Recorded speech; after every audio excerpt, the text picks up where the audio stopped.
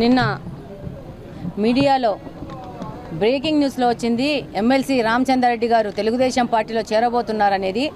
దాని మీద మీకు వివరణ ఇవ్వదలుచుకున్నాను.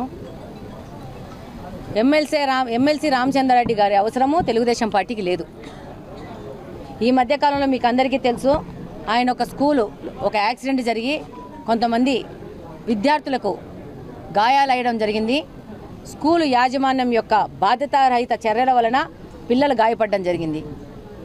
ఈ యొక్క సంఘటన మీద ఆ స్కూలు యాజమాన్యం మీద ఆ స్కూలు మీద కేసులు రిజిస్టర్ అవ్వడం జరిగింది.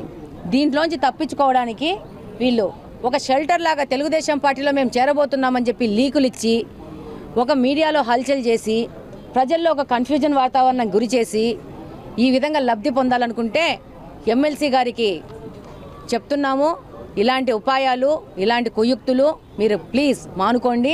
మిమ్మల్ని తీసుకోవడానికి తెలుగుదేశం పార్టీకి అంత ఇంట్రెస్ట్ లేదు.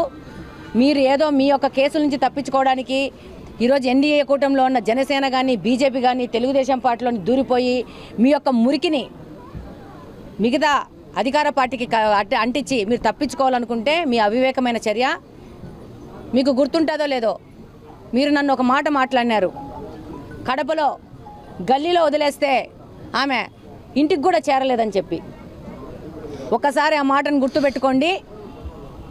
మీరు ఇప్పుడు మీ యొక్క అవినీతిని ఈ స్కూల్లో అవినీతికరంగా నడుపుతూ మీరు చేసిన దుర్మార్గాలు ఈరోజు పిల్లలకు గాయాలు కావడానికి కారణమైన మీ యొక్క యాజమాన్యాన్ని మీరు కాపాడుకోండి.